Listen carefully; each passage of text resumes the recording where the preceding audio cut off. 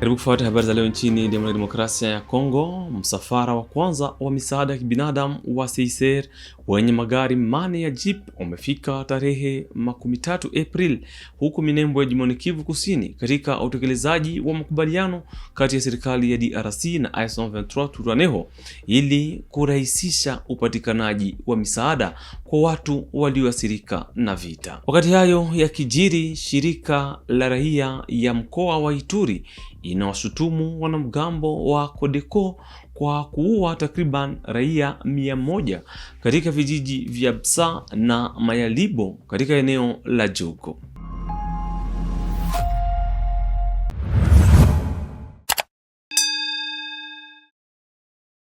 Hujambo. Msafara wa kwanza wa misaada ya kibinadamu umefika Alhamisi katika mji wa Minembwe katika nyanda za juu za Fizi, jimboni Kivu Kusini. Msafara huo una magari mane ya jeep ya shirika la Msalaba Mwekundu CICR. Hii ni sehemu ya utekelezaji wa makubaliano kati ya serikali ya DRC na AFC M23 Twirwaneho ili kurahisisha misaada kwa watu walioathirika na vita vinavyoendelea.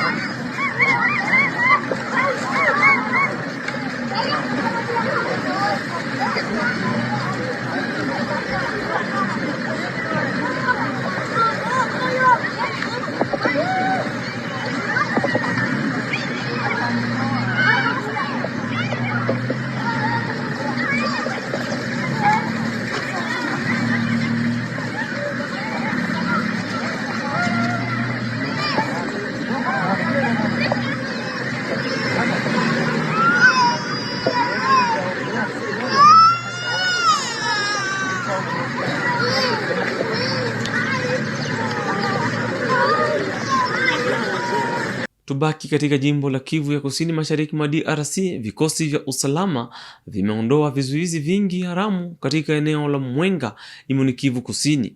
Jukwaa la mashura ya asasi za kiraia huko Mwenga limepongeza hatua hii ya baraza la usalama la eneo ya kupunguza vizuizi barabarani. Asasi hiyo inasema kuondolewa kwa vizuizi 9 kati ya zaidi ya 50 kutarahisisha usafiri wa watu na mali zao.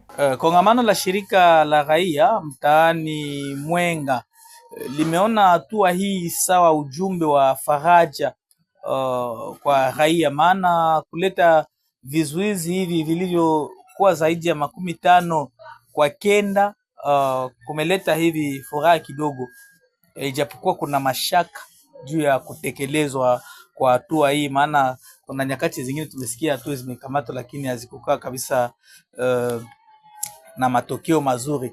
Kwa sasa raia wamefurahi na wametumaini ya kwamba mambo yataenda mzuri, maana sambamba na kusifu hatua hii pia viongozi waliochukua hatua hii kwenye kikao cha usalama huko sehemu za Mwenga, huku tukiwa na imani kwamba hali hii ya ukosefu wa usalama haitabaki milele na amani itarudi hasa mashariki mwa Kongo na kwa upekee mtaani Mwenga.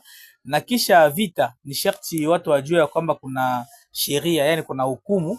Kwa hiyo ni sharti vijana wetu wafahamu hiyo na kujua ya kwamba wana shurti ya kutenda mema kwa raia. Amani tunayotazamia haitakuja yenyewe, ni sharti wakati amani itakuja vitendo vingine vizuri vitaonekana, sawa vile kurekebisha miundombinu, sawa vile barabara namba 2, kuhudumisha umoja wa kijamii katikati ya watu. Unajua mahitaji ya watu ni kwamba kuonekana kutengenezwa kwa barabara namba 2 Kamituga Kitutu hadi Kindu, ambayo inaweza kuleta maendeleo na itasaidia sana ikiwa tu amani itarudi. Sisi kama kongamano la shirika la raia mtaani Mwenga tunafikiri kama hatua hii ambayo imekamatwa leo haitakuwa sawa zile za mbele, ambazo ilikuwa sawa vile kibarua mufu ambayo ya kuleta kabisa matukio mazuri, na matumaini yetu ni kwamba hatua hii haitarudi tena nyuma. Viongozi wataikazia na kuifuatilia ili kwamba watu wavutie amani, wasafiri wavutie amani, raia wanaoenda kwa mashamba wavutie amani, na wasiishie tu kwenye mabarabara, lakini waende pia kuvunja vizuizi vingine vilivyowasumbua sana wakulima sehemu mbalimbali kwenye mtaa wa Mwenga, na wanajeshi wale ambao watasaidiwa na hivi mabario yenyewe na bakiele kenda, wasisahau wengine ambao za kwao zimekuwa zimevunjika kwa ajili ya usalama ya raia. Na naibu gavana anayehusika na masuala ya kisiasa, kisheria na kiutawala wa AFC M23 Dunia Masumbuko Bwenge amewasili Jumatano Mwenga, jimboni Kivu Kusini. Amefika ili kupanga upya utaratibu wa kiutawala katika sehemu hiyo ya jimbo.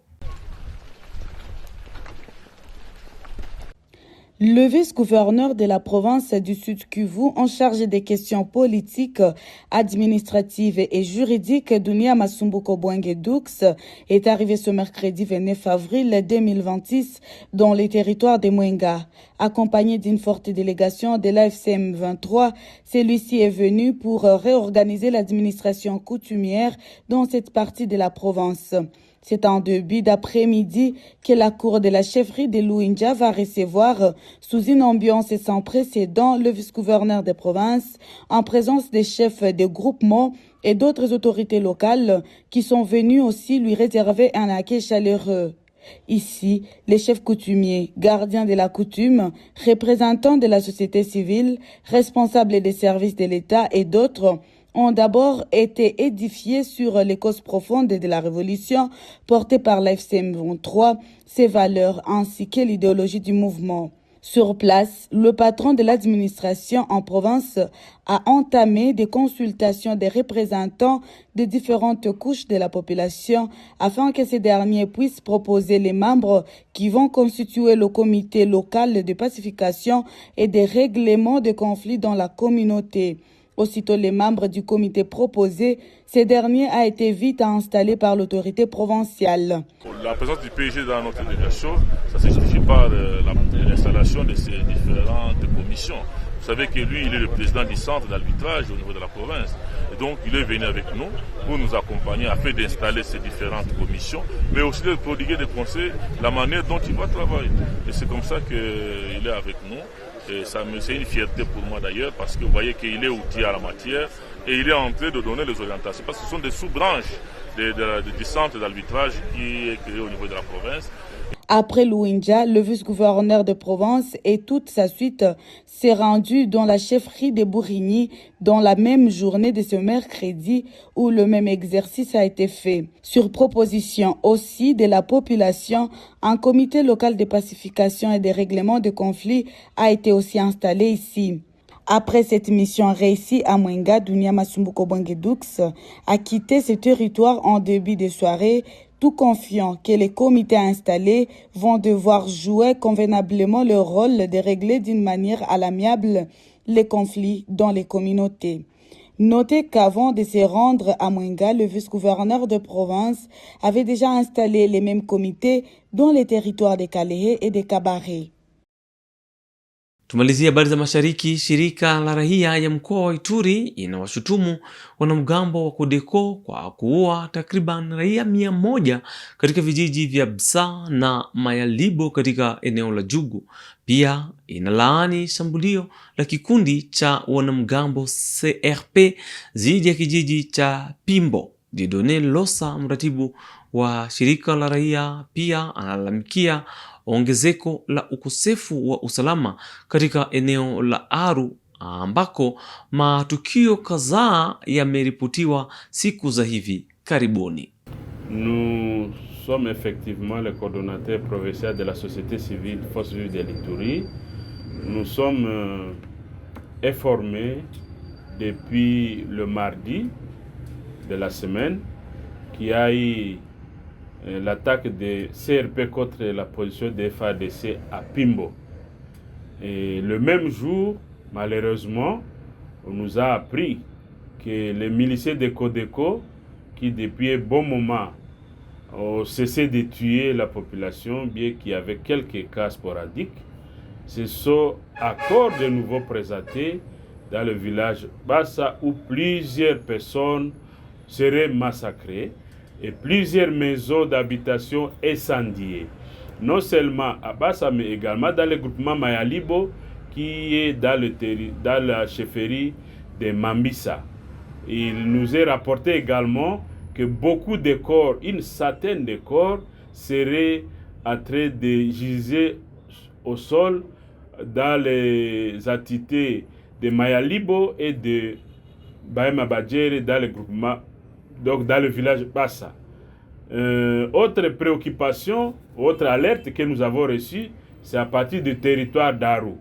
À Aru également, il y a un taux élevé de criminalité et dans la chefferie des Zaki, à Ariwara, qui est l'un des grands centres où il y a beaucoup de population, et ça a paralysé les activités, les activités commerciales durant au moins 48 heures suite à des journées villes mortes décrétées par les forces vives. Nous, la population de l'Ituri, nous commençons à craindre parce que nous sommes en train de voir comme si l'insécurité est en train de s'étendre sur l'ensemble des provinces de l'Ituri. Vous allez vous rendre compte, il n'y a pas longtemps qu'on a déploré plusieurs dizaines de personnes massacrées par ADF et ses supplétifs à Mambasa. Et voilà, ça recommence avec Codeco en Djougou et à Aru déjà, cette criminalité est en train de faire peur. Kwa sasa tunajielekeza katika jimbo la Haut-Katanga. Kazi za ujenzi wa hoteli mpya Le Diocésain zimezinduliwa Jumatano huko Lubumbashi kwenye eneo la zamani la ofisi ya kanisa kuu la Saint-Pierre na Paul. Mradi huo unahusisha majengo matatu yenye ghorofa 8 kila moja. Sherehe ya kuweka jiwe la msingi imeongozwa na Askofu Mkuu Fulgence Muteba, rais wa Senko. Le Diocésain, c'est le nom de cet hôtel qui sortira de terre à la place de l'ancienne procure de la cathédrale Saint-Pierre et Paul. La première pierre de cet imposant édifice a été posée ce mercredi 29 avril 2026 par son Excellence Monseigneur Fulgence Muteba, archevêque métropolitain de Lubumbashi et président de la Senko.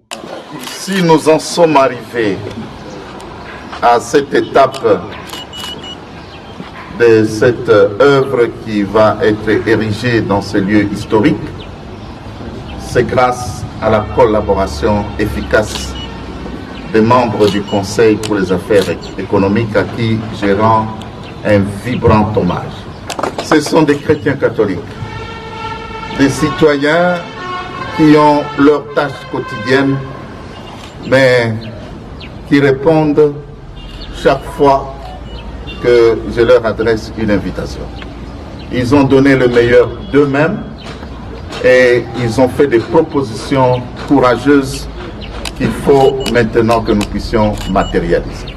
Une telle œuvre ne peut pas être réalisée sans la collaboration des membres du clergé, les diocésains comme les religieux, des Bassaïdizi, des Badjumbe et de tous les chrétiens de l'archidiocèse de Lubumbashi.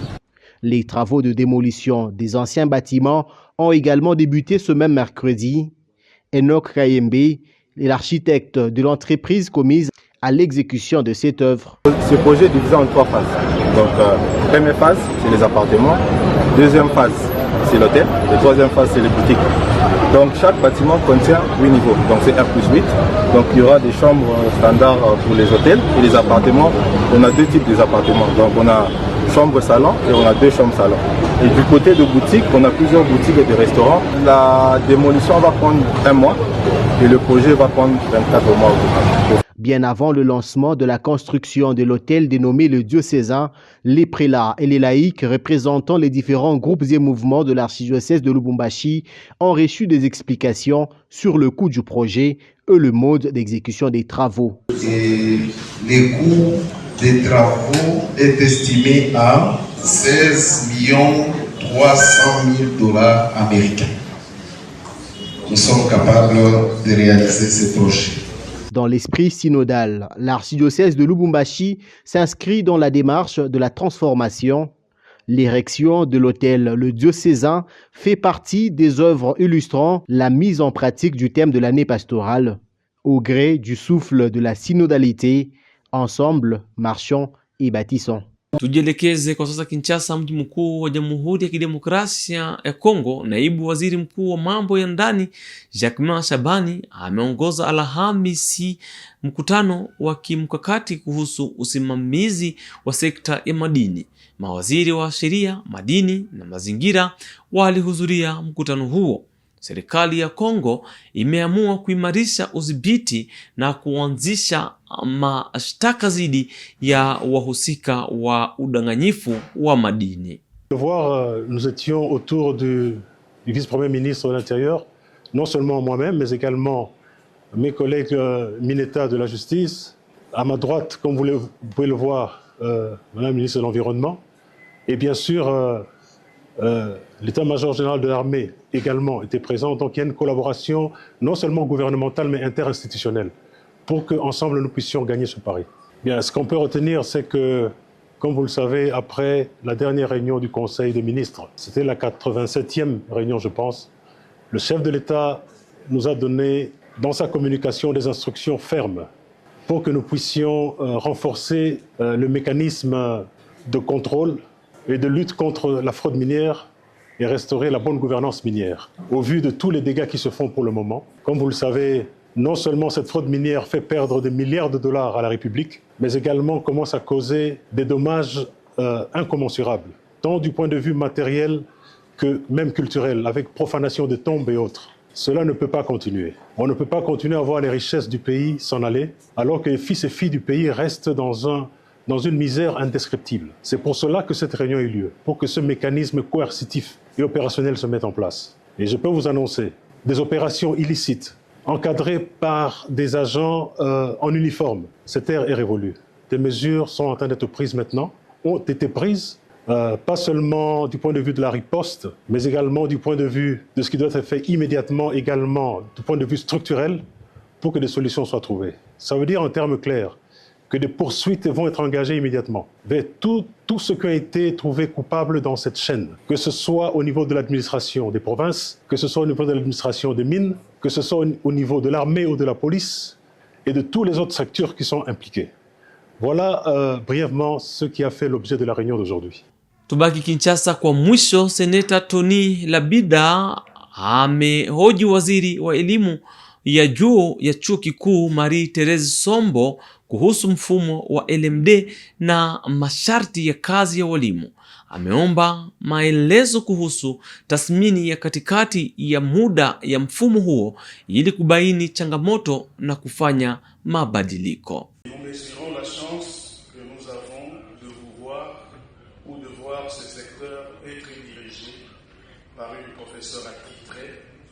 Qui en comprend profondément les réalités, les défis et les exigences. Cela dit, Madame, je voudrais porter à votre connaissance quelques préoccupations accompagnées des recommandations. S'agissant des états généraux que vous avez évoqués à la page 10 de votre texte, de l'issue tenue à Lubumbashi, il est important de rappeler que sur 300 recommandations formulées, environ 120 ont été écartées par les experts du gouvernement. Merci de le vérifier. Parmi celles-ci, figurait une recommandation essentielle, le maintien de la dénomination de graduat pour le premier cycle afin d'éviter toute confusion avec l'ancienne licence devenue aujourd'hui master.